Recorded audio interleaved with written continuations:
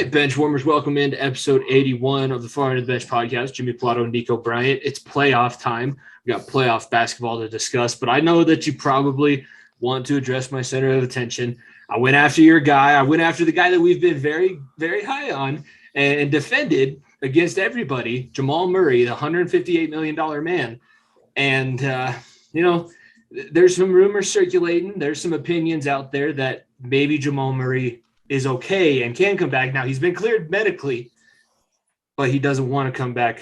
He's got some sort of mental block that's forcing him to not want to compete, and that's why he's sitting over there in his street clothes now. Let's put things straight, Jimmy. There's no disrespect to you, but if you are hating on Jamal Murray for not playing basketball right now, and you don't know what you're watching, and you don't deserve to be here through the highs and lows. What this man did for this team and this franchise 2 years ago, not even 2 years ago, less than a year and a half ago, it will be remembered forever. What this man is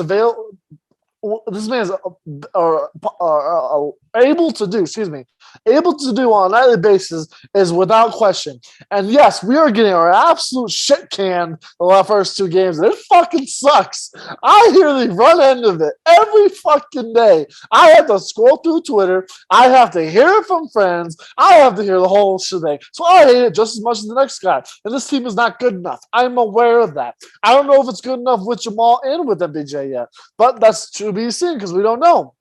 But Jamal Murray, you're playing franchise. Let's put a couple things in context. The Golden State Warriors right now are the hottest team in fucking basketball. Their death lineup of Andrew Wiggins, I can't believe I put his name in there, Steph Curry, Klay Thompson, Draymond Green, and Jordan Poole, it's a goddamn video game, NBA 2K. Everyone, it's the best way I can describe it is they just have people run everywhere, cut off each other, set picks, and just say, one of you get open. Because if one of you gets open for an open shot, it's going to go in the bucket. So it's an NBA team versus a G League team. The Nuggets have one guy. That's one guy. Yes, but he can't, like, along the three-point line, there's no competition. There's nobody that can match up with anybody on Golden State along the three-point line that you really want to have in the game. And you're telling me that a guy who was coming off an ACL surgery, which by the way, he injured in that building, by the way, in not Oracle Arena anymore because they're out of that building, but I think it's the Chase Center where he tore his ACL in that, or maybe it was, tore his ACL in that building. You want him to come back for this series. The man hasn't played live action basketball in over a full year. You want to throw him in to the playoffs where he is going to be running. And I mean running constantly, just chasing people. It's blasphemous. Jamal will play next year. He will play next year, and next year we are setting ourselves up for no excuses, and I'm fine for that. We are setting ourselves up. We're going to have Jamal. We'll have MPJ. Then we can talk about things need to change. But right now, without our two best players, this. I'm not going to say it's a lost cause because the last time I said this is a lost cause, we came back down from 3-1. But anytime twice. So anytime number 1-5 is on the floor, you have a shot. But against this team, it's very, very difficult. And right now, the last thing any of us want to see is Jamal Murray to get injured again and have to go through the same bullshit again. Yeah. It's ridiculous. Those people, it's ridiculous. Those people coming after him. That's all I'm gonna say. The guy played through so much and played with his heart on his sleeve in the bubble, and you're really coming at him for this for an offseason. Which was a season as we all thought they were going to come back in March. We both said, well, Jamal or MPJ will come back for the season. We'll have them for playoffs. Well, neither happened, and here we are. It doesn't suck? Absolutely. I fucking hate it. It is despicable watching these first two games. It was very, very hard to sit through the fucking bullshit I did those first two games, but I did because I'm a diehard. I'm a fucking diehard. How bad did it taste to miss Facu Campazzo being on the floor? I stopped watching by that time, okay? I stopped watching by that time, trust me. But bro, after game two, it was just like something else has to change. Whether Facu is actually going to get them to win or not, he might piss them off, and then the Warriors won't look so dominant as they wipe our ass up and down the floor. I don't disagree that I don't think that Jamal should have came back for the playoffs, especially knowing that this was the matchup, because Golden State has Golden State is built to run up and down the floor. This is Their biggest guy is Draymond. So they shouldn't have brought him back, but the Nuggets didn't do Jamal Murray any favors by stating he's medically cleared. He has all the ability to come back and play. They should have just said, hey, we have $150 million invested in this guy. He's not coming back. He's not touching the floor until we have a full offseason and preseason ready to evaluate him going into the regular season. It's stupid to have him out there right now because he's just going to be looking like crap because he hasn't played in so long, and the entire team looks like crap because there's no answer. Michael Malone hasn't found the answer for what Golden State's bringing to him in this playoff I don't know if there is an answer. I think the only team that may have an answer for this team is the Suns, and that would be a Western Conference Finals matchup. But when you look at what this team we're facing, look, it's one thing to say, and I heard this on Altitude this morning, which I thought was brilliant, and they hit the nail on the head. If this is a 1-1 series, there's a serious conversation to have Jamal back. And that's why you don't rule him out. If it's a 1-1 series coming into game 3, coming back to your home court, then maybe you throw him out there, see what happens. But when you're getting your shit canned the first 2 games, it is done for. And I understand the well, why the fuck did we not have Davon Reed on the 6 or on the 15-man roster? Instead we had Facu on the roster and this and that. I understand all of it. But at the same time, you got to realize what this team has accomplished with the little it fucking has. This team won 48 games. It would host a home series in the Eastern Conference. Set a franchise record for road wins too. And we are facing one of a team that is 3 years removed from winning or being in the NBA Finals. Let's not get that wrong. Steph Curry is still one of the best players in the world and arguably a top 10 player of all time. Yes, I fucking said it. Klay Thompson is a top 3 shooter, maybe easily top 5 shooter of all time. Draymond Green is going to be a Hall of Famer. Jordan Poole looks like a fucking god. Okay? Yeah. You can go on the list. Jordan Poole makes it a little bit tough. Jordan Poole would be the second best player on this Nuggets team by a mile. Let's put it that way, okay? Without Mike or MPJ and Jamal. We would send Jordan Poole out there to try and stop Jordan Poole if he was on the Nuggets. It's very frustrating. I get it. It's very frustrating. But you have to take the full effect in. There have been multiple players like the Giannis's of the world that won back-to-back MVPs, which Jokic is about to do, and lost in the first round and the second round both those years. You look at guys like Moses Malone, who got swept in the first round back in 96 when he won the MVP with the likes of Olajuwon, MJ, in the same fucking league, and he lost in the first round. It's what this team has done behind 1-5. There's things that need to be fixed. Jokic needs to have a head on his shoulders. You cannot be getting yourself ejected. You cannot be doing these things. But that's a young man that's figuring it out. There's no doubt there's growing pains. But I'd be pissed off too if I was doing all this and we can't even put up a fight. So all I'm asking is just not to get swept. I will be content with getting a game, having some respect for yourself, winning a game on home court, and getting gentlemen's sweeps, because that's where we're at this point. You win one game in your building. I know that Thursday night, because I'll be there Thursday night and I'll be there Sunday. I know both those games are going to be packed with Warriors fans. That's how it is, because we're in a fucking travel state and everybody moves here.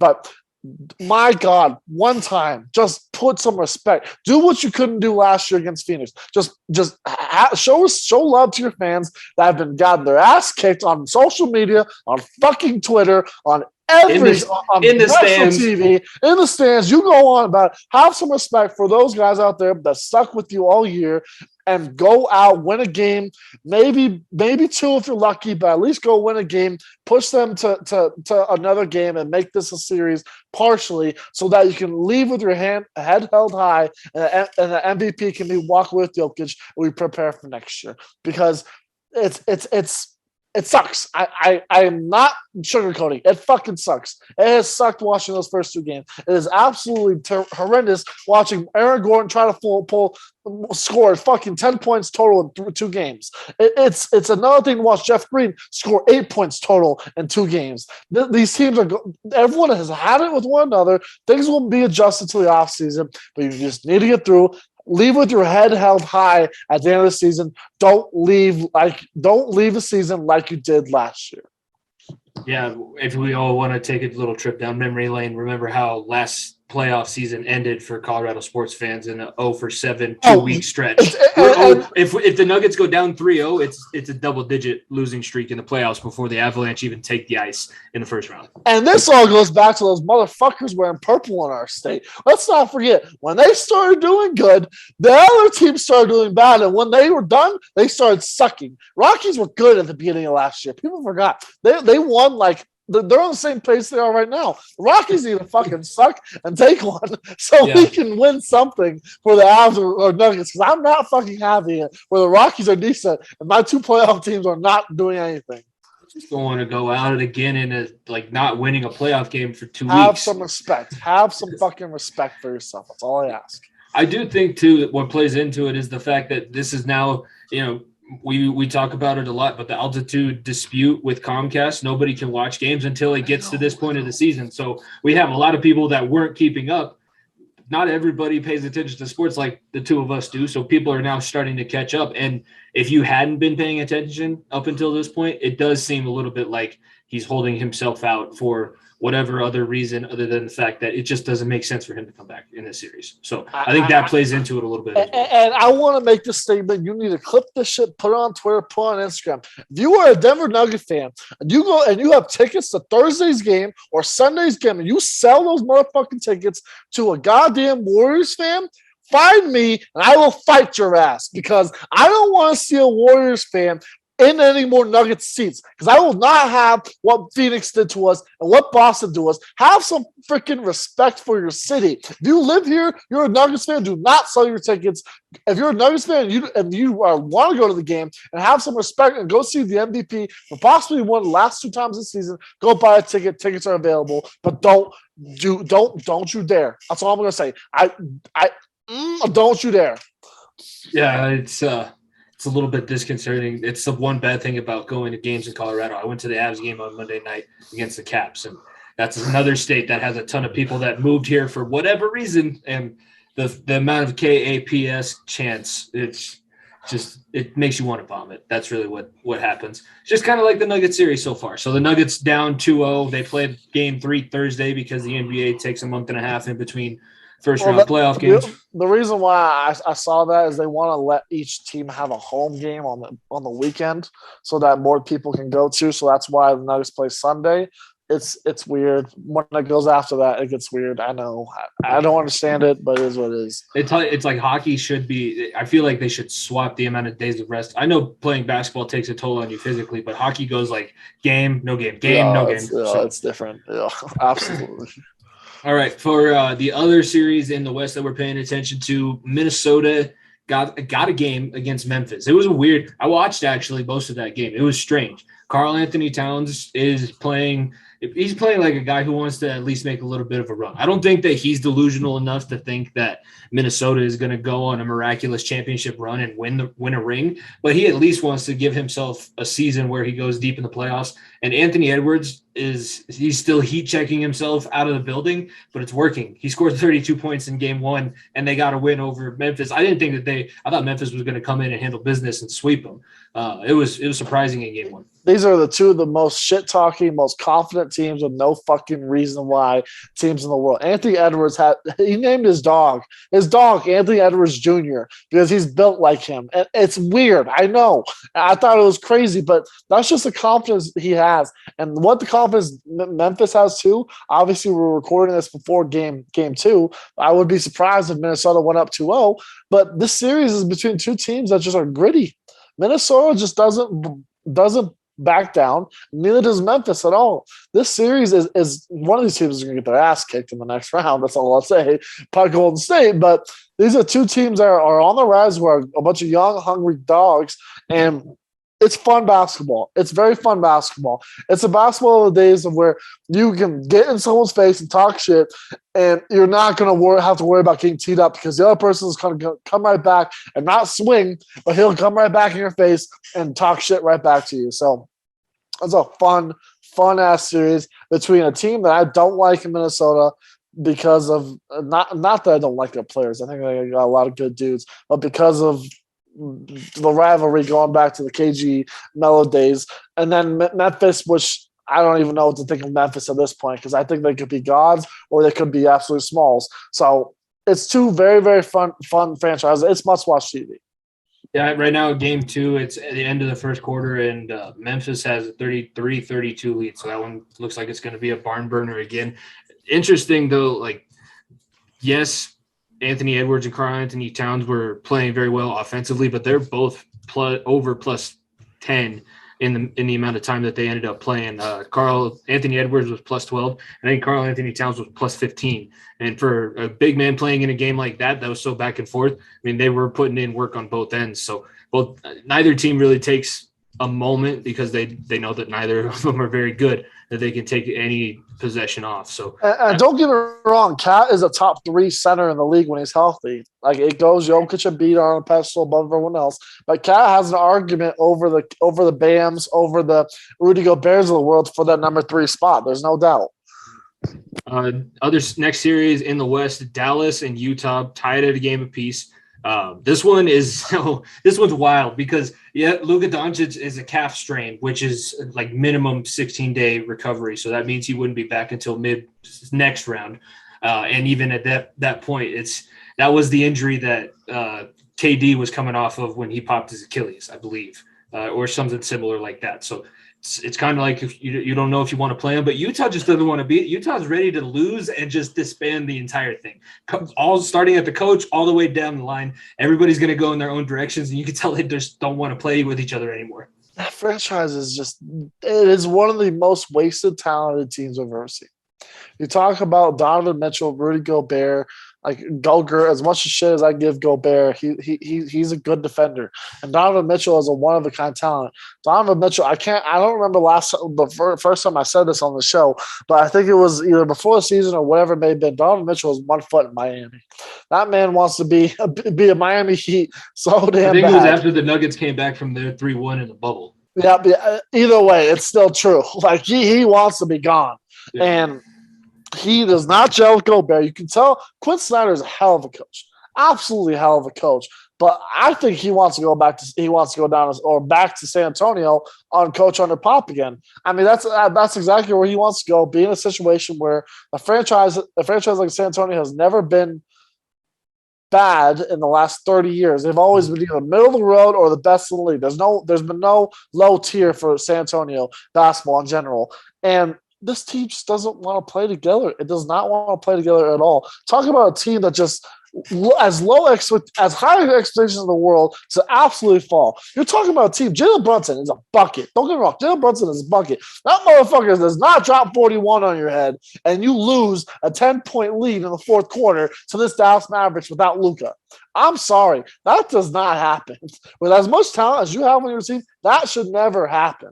And give Dallas all the kudos. That team has a bunch of dogs. They didn't have Luka for game 1 and 2. They didn't have Luka or Tim Hardaway for game 2, but they had Tim Hardaway for game 1. The team is hungry. They're young. They're hungry, and Utah right now just doesn't want it. They just don't want it, and you can tell they don't want to live in Utah. They don't want to be there. It's one thing to absolutely just fall in love with a small town like Milwaukee, Wisconsin, or Denver, Colorado, and just embrace the culture. It's another thing to go from fucking Louisville, Kentucky, the basketball capital of the world, to fucking Salt Lake City, Utah. I'm sorry, it's a little bit of a difference. Yeah, it would be a little bit strange to go there. Both these teams are going to get eaten alive in the next round. There's no absolutely. Even if they are able to bring Luka back, that only changes maybe like half of the outcome. Luka gives them a game or two. It won't be a sweep over Phoenix, but Luka will give the Mavericks at least a game because he's that good. But besides that, no, both these teams will. It's a 2-dog race, and those 2 dogs are just waiting to face off against one another because they want it so bad, and that's Phoenix and Golden State. Right. So for that, speaking of Phoenix, I want to see how good your Nostradamus powers are because we're recording this on Monday night. It's before tip-off happens, so I want you to tell me why Phoenix went up 2-0 on New Orleans and why the Pelicans they're not going to be able to even steal a game away from from the Suns, who seem to be on a mission from last year. Well, I'll tell you why they aren't they don't go 2-0. That's because Scott Foster is refing the game, and Chris Paul is 0-12 when Scott Foster refs Chris Paul playoff game. So that's why, if I'm wrong, but I think this team is just so much better inside and out. New Orleans is a very, very interesting team. I love Willie Green as coach. I think there's so much talent. CJ McCollum gets to run his own team now. That's such a huge thing. He's the point guard. He's the leader of that group. I think it's a perfect plug-in for this team for their future. Brandon Ingram, we know, is a bucket. You got guys like Jackson Hayes, guys like Jonas Valanciunas, who's been to the playoffs. This team has all the right pieces, and you have the number one pick. You just got to get that guy to stop playing in McDonald's play places and get him back on the court. And this team could be something in a couple of years. There's no doubt about it. They have the right talent. They have the coaching for that, but they're not there yet. Right now, what we're seeing out of Chris Paul is just what he did game one was just unbelievable. He comes in, he scores 15 straight points. It might have been 15 of the first 20, whatever it was, in the fourth quarter when the lead got to 6 points and just took over. He wants it. He wants it. And if you look at what DeAndre Ayton is the X factor in my opinion. What he's been able to do on the boards, he's added that outside jumper to his game that wasn't there before, and that has been such a big step for him because you can tell his defensive game is right up there with some of the best bigs in the league. But you can tell his offensive game isn't to the level of Jokic and Embiid at the big man level. But you can tell he wants to get there. And the stride, he doesn't need to be the Jokic and Embiid because you have Booker and you have Chris Paul. But this team is 1 through 10 the best team in basketball, in my opinion. That's why I picked them to win. That's why you picked them to win. Because they're the 1 through 10, one of the best teams. And they could go off the floor. They could have Chris Paul. Look, that's one of the nice things about having those 3 stars. One of those 3 guys is always on the floor. Always on the floor. And when one of those 3 guys is on the floor, they always have the ball in their hands and make the right decision. You put all 3 on the floor, things change. That's why a big 3 for Boston, Golden State, Miami, you go down the list, were all so successful because they always kept one of those big 3 on the floor, and no one had an answer when all of them were together. Yeah, and that DeAndre Ayton, I think the reason that they fell apart last year in the final was because there were times where he didn't seem super interested going down the stretch of the playoffs. It seems like he's trying to make up for that because it wasn't like we were the only ones picking up on it. There was one game, that alley-oop game to finish it down the stretch of the playoffs where he got the buzzer beater on the alley-oop. You could tell he wanted it. And then in some of those finals games, he was going up against Giannis, and Giannis was physically dominating him, and he just wilted. So if he's over the mental toughness hurdle, DeAndre Ayton's going to be a problem. And let's not keep it about Giannis is a different animal. It's no disrespect. He would physically dominate a lot of people. It's just getting yourself, he's young, getting yourself over the fact like the league, yeah. Some guys can just beat the crap out of you in certain games. You just got to take it and learn from it, get better. And if that's what he's doing, then Phoenix is on the right track because especially the way that I still see it as kind of an easy path to the final for them, but I still think by the next time we record, which will be next Tuesday, because actually maybe it'll be Monday. Either way, by the next time we record, the series will be over. I think still it'll be a 4-0 sweep. Still, there we go. New Orleans, good story, but Phoenix is not messing around. Nope, they're in it to win it. They're just here to handle business and go home. We'll talk about the Eastern Conference coming up later on in the show. That's Western Conference playoffs so far in the NBA. Let's talk about some Colorado Avalanche hockey. We both went to a game. Good side of town. Yes. The other side of Pennsylvania now. Welcome back, Bench Warmers, episode 81 of the Far End of the Bench podcast. Jimmy Pilato, Nico Bryant. I did want to mention before we get into the Eastern Conference side of the playoffs, we did have a birthday for one of our crew members, Bree Trujillo, our camera woman, and my girlfriend did have birthday. We went to the Avs game to celebrate that, so wanted to give her, she asked for a shout out. That was one of the things that she asked for her birthday, so we'll give her a birthday shout out. And she runs the camera, so when you guys see the YouTube when we're in person, she's the one that sets up the picture and is the reason why we don't look half bad on the internet there. So the other half of the time when we have to do Zoom, I still look this ugly. This is how I normally look. So hey. We also, just to throw that, just to kind of give ourselves a little pat on the back, we had our article with our interview release in thevoyagedenver.com and got a nice little interview piece done there, which was really cool. They reached out to us and we answered their questions. It was kind of fun writing out the responses to those. It was fun going back. And if you haven't listened to our, we did an episode kind of explaining how we got the show back together, Like but a year and a half ago now? yeah, I Feels think like it's so. been It was long New Year's. ass time. It was New Year's Eve going into, I think, 21. Yeah. But yeah, no, the idea of this podcast has been brewing since Nico and I were about like 10, 11 years old when we first said, yeah, you know, I'll go and learn how to broadcast. You go learn how to represent sports guys. And yeah, it was a fun article. The link to that is in our bio. If you go to our at FEOTB pod on our social medias, you can get to the link Voyage Denver. So shout out for them thinking we're important enough to get an interview. All right. Now let's get back to the reason that we're here. That's the NBA playoffs, Eastern Conference. It's all chalk right now. No surprises going on at all. I will say that the first two series that we're going to talk about are a little bit more competitive than what we were probably anticipating. And I want to start with Chicago and Milwaukee because Chicago is a team playing without a lot of the reasons why they were able to make the playoffs. No Caruso, no Lonzo. They don't have Levine back yet either, right? Well, he's been playing, but having no Zoe, having no Caruso's been in and out of lineup. He's not full go. But not having those two pieces, and they went ice cold. DeRozan isn't fully healthy too. He's playing though. They got dogs. But Milwaukee's just different. They almost I knew Chicago was going to cover. When they got a plus 9.5 spread, I hammered the hell out of that because I knew Chicago was gritty. Billy Donovan, there's a reason why he won those national championships back when he played at Florida, or didn't play, but coached at Florida for Joakim Noah and Corey Brewer and those type of teams in college basketball. He's a gritty coach that knows how to win big time games. And right now, he's getting the most out of this team. This team was red hot beginning here. They calmed down because of injuries and all that such. But this team is such a good ball club. Milwaukee is just so disrespected. We're talking about the reigning champs. We're talking about the reigning champs with I'll say it, the best player in the world. Jokic is the MVP, but Giannis, no doubt, is the best basketball player in the world. There is another human being at his size on planet Earth can do what he does. Now, the man is 7 foot, fucking built like a brick, and just an absolute hoss. And no one is able to stop him. This man at full speed, and he has a jump shot now. Milwaukee's a problem. And he can shoot free throws because remember that was how the Suns were going to beat them in the finals. Yeah, it takes 10 seconds, but that was how they were going to beat him. He couldn't shoot free throws. He shot pretty damn well the game that they won the championship. So I don't know what anybody else was talking about. Oh man, yeah, this Chicago team, I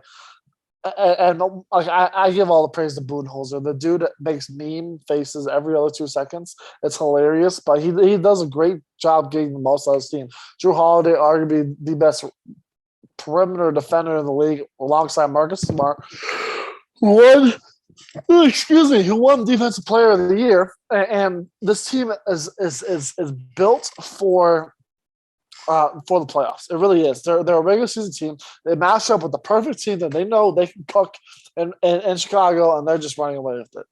It'll be close games. Chicago may win one, maybe win 2 at home, but they're not getting past Milwaukee. I'm sorry, no shot. I would almost say that close game in game one is worse for you because it gives you the hope that you might be able to play with them, but you played as well as you could, and you still lost by 6. It'll all go sideways real quick. That's all I'll say, Chicago. Other series that had a very close game one was Brooklyn versus Boston. Not only was it close on the court, but there's no love lost between either side. We said that going into last week. It's even worse than what we anticipated. Kyrie's calling like teenagers pussies and all that kind of stuff. He's giving the double bird in his afro. I love it. It's great. I love it. It's great. He got fined 50 G's today. It's awesome. I said it last week when we recorded directly after the bubble. I said it. We're gonna get Boston versus Brooklyn. People don't realize what Kyrie and what the fans of Boston love more, and that is hating their opponents.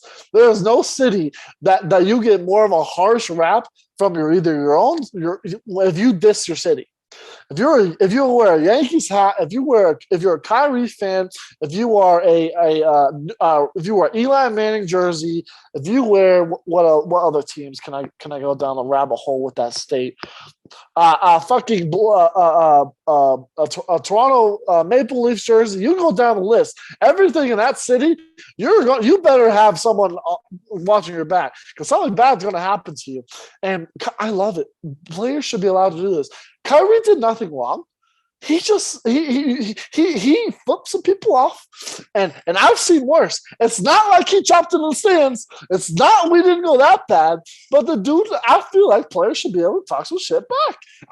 Is it bad for TV? Probably. Probably should not have these guys mic'd up anymore. But if a motherfucker saying "fuck you," you fucking suck, and I'm 2 feet behind me, I'm gonna say you fucking suck right back at you. And if you go further than that, I would rather Kyrie say you fuck you and flip somebody off than LeBron come over and say, yeah, these folks, take them out of my game and pulling them from the side because they cry about someone talking shit. I'd much rather have that. Yeah. They also people forget that Kyrie had a water bottle tossed at him in the TD Garden after coming back. So it's not like they've been super. It's not like they just switched over to hating him. They've hated him for a long time, and they've done some wild stuff. Ever since he left and said, I can't wait to be here for the next 10 years, and then said, peace, I'm out of here. I'm going to Brooklyn. That's just the way it is in that state, and it's just an aggressive accent. I had a guy call at work, and it was a Boston accent. I was like, "Are you upset with me?" He's like, "Nah, I'm just trying to get my work done." Just like that, yeah. Okay, geez, I'll go ahead and get working on what you want, so I can get you off my phone. It's a strange place. It really is, and this series has everything you can want. You have the KD versus Tatum matchup, which is just pure gold, pure skill, pure basketball knowledge, pure. That's all, just pure. Those two dudes are the most absolute bucket getters in the world. Then you have the grittiness of Kyrie and Marcus Smarts of the world and Jaylen Browns. And then you have the big man matchup of Al Horford, Robert Williams against Blake Griffin, Paul Millsap's not there anymore. Who's I don't even know if they have a big man. They run the Bruce Brown line. Like they run this series. I hope it goes 7. It is much watch TV every single time they play. They keep his energy for 7 games, or there's gonna be a goal at some point. Boston could keep this energy. Boston can, but Boston absolutely can. I don't know. Well, actually, I take that back. Kyrie can definitely take that. I don't know if KD can take that. KD's a little bit different when it comes to touchy subjects. He'll go on his burner account and rip you a new one. But Kyrie will just come up, drop 40 in your face, not do anything. But man, this series, everything you can want from it. It's two teams I don't like. I love Steve Nash though. Love Steve Nash to death. But I don't really like Brooklyn. I don't like Boston at all, except when obviously during the KG days. So two teams I don't like, but I have to watch it because these two dudes, you could literally be in for a night where a dude drops 60 and you don't know it. There is Kyrie, KD, Tatum, Jaylen Brown, 4 guys, 2 on each team that can each drop 40 a night, and none of us will blink an eye. That's all you need to know. That series is set up for fireworks, and it was set up for fireworks once Brooklyn secured the 7th seed in that play-in. And then you go over to the other series from the play-in in the Eastern Conference in Atlanta. It looks like they're about to go down 0-2. There's 45 and a half seconds left, and they're down by 11. So they're going to go down 0-2 to Miami. But I do want to give Atlanta credit, and give Trae Young credit too. We talked about Kyrie, given basketball, it's good for the game. Trae Young is good for the game of basketball too. Trae Young is the only guy that I think has, in like the matter of 20 seconds in his motions, pissed off and alienate himself in 3 separate cities. Just the wave and the goodbye and the bow. Like, you earned it, you won, and they had to win. They were in the 9-10 game, so they had to win both games in the play-in tournament to even make the bracket. And now they're here. I just, do they have enough to beat Miami? Probably not. No, they are outmatched by far. I said this before the series started in our video. Go back last Friday and check that video out on our YouTube. But I said it. Miami just outmatches them on every single level. Capella not being there, that hurts them so so much. Bam can eat them alive. We saw what Duncan Robinson did in game one. He must have got injured in game two because he only had 7 minutes tonight. But this team would just hit you in so many different ways. And Trae Young, talk about one of the best villains this league has had since probably Miami LeBron. And that's such a high praise for Trae Young. I know to comparing him to Miami LeBron, but we may be there. Trae Young literally started waving goodbye to the Cleveland fans for standing on their feet and thanking their own team. They weren't cheering because of the game, and he was waving by. They were cheering because they were clapping that their team was close to the playoffs for the first time since LeBron. First time being in the playoffs or close to the playoffs since LeBron was on the team. But the last time before that was 1997, 6 years before LeBron got into the league. That tells you all you need to know about them. But, oh, man.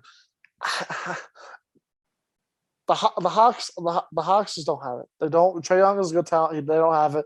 As much as I love Danilo Gallinari, El Capo, Jimmy Butler, what he did in game two, as I'm looking up the stats, what he did in game two, he just had himself a night. And Miami, I think they run through Toronto. Or run through Philadelphia. Philadelphia doesn't have a shot against them. They really don't. I think Miami will make it to the Eastern Conference Finals. I still think they don't match up well against Boston or Brooklyn or Milwaukee, but this team is on a one-way collision course to get their rematch with one of those teams, and I know they're chomping at the bits for it. Talk about a coach that is one of the best playoff coaches of all time, and Eric Spoelstra. Spo is such a great game manager and knows what to get the best out of his team, and this team is doing everything right. Hey, can we take away Kyle Kuzma and LeBron's Twitter for the playoffs, or are we going to have to deal with their annoying-ass tweets throughout the entirety of everything that's going on? Did you see that? Miami is the place that will find you and they'll develop you. No shit. You don't say. You don't say. Oh man, I just can't. I can't with those guys. I know that I'm not talking about Kuzma. I know that LeBron is a great player. I just can't deal with him. Yeah, no, we don't need it. We don't need it. The playoffs are entertaining without you. We don't need it. Yeah. Then Toronto and Philadelphia. We thought this one was going to be going the opposite way, but Philadelphia does win both games at home, so they're going to have to now. We're going to see what happens when they don't have a full roster going to Canada and the guys not vaccinated being able to play. But what has surprised you from Philadelphia in the fact that they've won games 1 and 2 pretty handedly, and they look like they're on their way to killing their playoff demons, at least for the first round? Oh, I'll start with what's not surprising me, Jimmy. Joel Embiid had 10 free throws in the first quarter of game 2. And then he had another 8 in the first quarter. First quarter, not game, first quarter. Yeah. And the Nuggets took 13 free throws total. Yeah. He shot 26 free throws himself, not the team. Joel Embiid, number 21, shot 26 free throws in game 2 and 23 in game 1. There's your difference. Toronto is badly injured. Scotty Barnes losing him, that hurts. Siakam is banged up badly. I thought Toronto would have given them run for them. Maybe they still do. I think maybe they still have a chance. That's one of the teams that are down 2-0 that I think has a chance to make it interesting. But Philadelphia is so mentally weak. They will get their shit canned by Miami so quick. So quick. That team just thinks, Embiid, that's part of his game. Embiid gets 26 free throws per game. And yes, I'm a Jokic fan. Yes, I'm aware that Jokic is going to be the 2000 MVP. But Embiid shooting 26 free throws a game, who wants to watch that? No one. No one wants to watch that. No one wants to watch Harden and Embiid lying on the ground, flat on their back with their hands out wide doing the star pose. It's not watchable. And that's why I rooted for Toronto and picked them, because I know Philadelphia is an automatic second-round exit. They are not good enough. They are not. They try to play this way of basketball, and Doc Rivers is going to blow some lead, and maybe this one, or maybe the next round, or maybe the one after that. But Philadelphia won't make it to the NBA Finals. I'll put my life on it. That team is just not built for it. Now that we've had about half a week, we've had a majority of the first round games played so far. What surprised you? What were you expecting? Both sides, Eastern Conference and Western Conference, if anything surprised you? I mean, well, it's one of the biggest surprises to me is what Golden State is. What Golden State is fully healthy. We're talking about a team, and maybe it's because the Nuggets are so bad right now. But what this Golden State team is right now, that team gives me so much scare if I'm any team in the West or any team in the East, because that's a team that fully healthy can beat anybody, and I mean anybody on any given night. And if they're shooting hot and they get going, oh boy, that team is just going to be unbeatable. And I think that Phoenix could still beat them, but a team is just the biggest, the biggest. Just man, I don't know what I'm going to get from this team. And then you look on the Eastern Conference. There's not really much change here to me. I kind of expected things to go away there. I wanted Toronto to win, but I expected Philadelphia to do what they did. I expected to get the best series in Boston and Brooklyn. I expected Miami to run over Atlanta. And between what's the last game? 4-5. Who's the 4-5? The Eastern Conference? Yeah. Series. I expected Miami to roll through. I expected Boston Brooklyn to be a series. I expected the Bucks to take care of business how they would. God, why am I drawing a blank? It's Philly, Miami, Boston, Philly, Toronto. That's the other one. Philly, Toronto. I expected. I'm really not a whole lot of surprises. Kind of expected how it would be. I expected more of a fight out of the Nuggets. That's probably the biggest surprise. But the Warriors and what they are is the biggest fan. This team's a problem. Yeah, it's running into situations where most of these teams that are winning right now, we expected to at least be in the hunt or in the position that they could win their first round playoff series early.